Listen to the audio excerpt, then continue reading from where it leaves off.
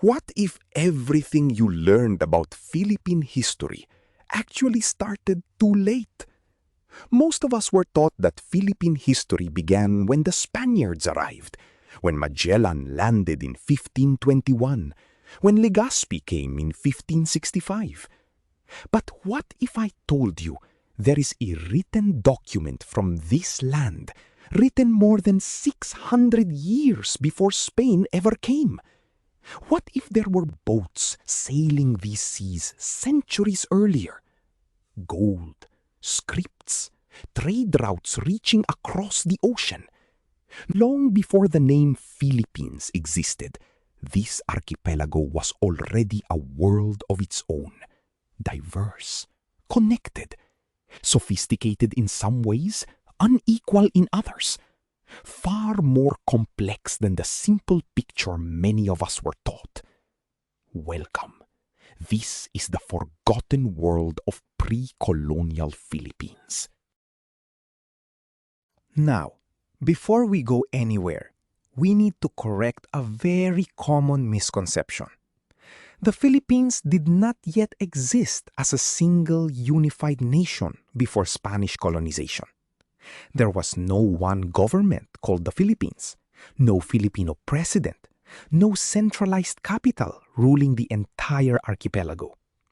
Instead, these islands were home to many different communities, settlements, chiefdoms, trading centers, and political societies, each with its own languages, customs, leaders, and its own relationships with its neighbors.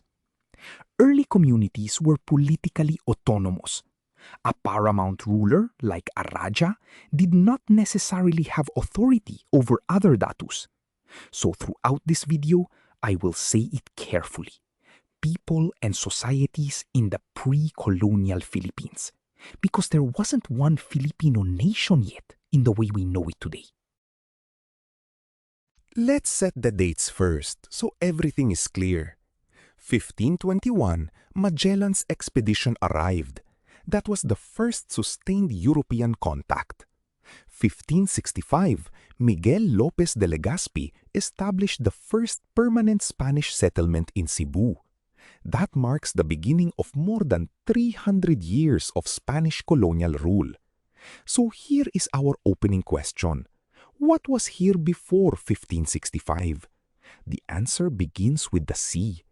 The Philippines was never isolated. This archipelago sits right at the crossroads of maritime Southeast Asia. Our ancestors interacted with Borneo, Java, Sumatra, mainland Southeast Asia, China, Japan, and many other island communities. Archaeology shows maritime exchange going back centuries before the Spanish arrived.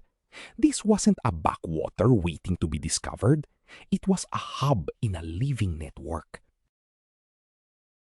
Let me show you something extraordinary.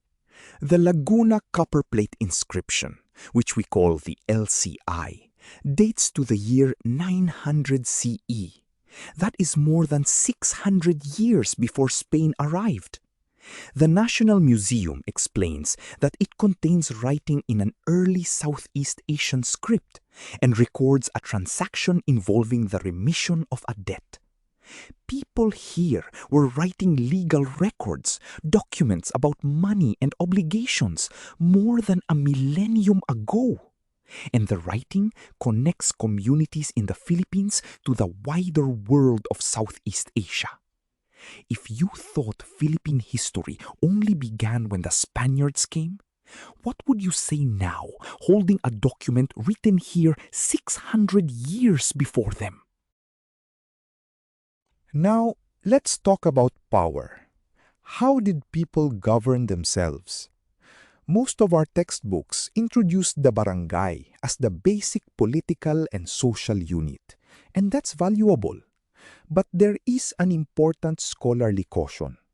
We should not present the barangay system as if every community across the archipelago was organized in exactly the same way. Even our history textbooks sometimes simplify the past. In many lowland communities, leadership was associated with a datu. A datu could be responsible for leadership, law and custom, resolving conflict, diplomacy, trade, and community affairs. But there wasn't necessarily one supreme ruler over the whole archipelago. Communities could be autonomous, and datus maintained their own authority. So how did people actually live and make a living? Farming and agriculture? Communities cultivated crops adapted to their environments. Fishing? Enormously important because of the archipelago's geography. The sea fed the people. Hunting and gathering? Especially important in upland and forest communities. Weaving? Textile production was a major cultural and economic activity. Metalworking? The National Museum documents metal tools and ornaments from the Metal Age, including copper, bronze, and gold. And boat building. Butuan gives us some of the most spectacular evidence in all of Southeast Asia. These weren't simple people surviving. They were skilled communities with specialized crafts and organized economies. What about religion? What did people believe? Pre-colonial religious life was diverse. There wasn't one single ancient Filipino religion. Different communities had different beliefs and practices involving spirits, ancestors, nature, supernatural beings, ritual specialists, deities, sacred places, and beliefs about death and the afterlife. The most famous artifact here is the Manunggul Jar, whose cover depicts two human figures sitting in a boat. The boat imagery has been interpreted within a broader Southeast Asian tradition, the journey of the soul into the afterlife. And then there are the Maitum anthropomorphic burial jars, vessels shaped with human-like facial features, national cultural treasures from the Metal Age. Why would ancient people make burial containers that look like human faces? That is exactly the kind of question that makes history come alive. This next part is essential and often overlooked. Before the Spanish established colonial rule, Islam had already reached parts of the archipelago, particularly in the south. By the time the Spanish arrived, Muslim political communities were already established in Sulu, in Mindanao, and even in parts of the Manila region. This means something important. Christianity was not the first major world religion to reach the Philippines. Islam had already become a significant political, cultural, and religious force.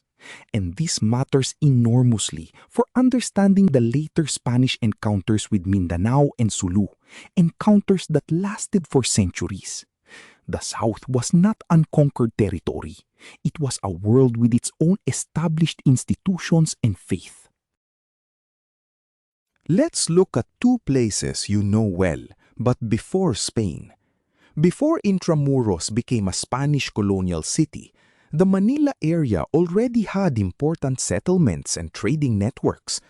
The Intramuros Museum describes pre-colonial Manila as a trading center connected with China, Japan, Brunei, and Southeast Asia. Tondo and Maynila were associated with important political and commercial activity. And the Laguna Copperplate gives us evidence of political and economic connections in the Manila region as early as 900 CE. So when the Spaniards arrived, they did not discover an empty Manila. They encountered communities that already had their own leaders, their own trade networks, and their own political relationships. And Cebu? Magellan did not arrive in an isolated Cebu. Cebu was already an important maritime trading center, its natural harbor and central location making it a key node in ancient Southeast Asian trade.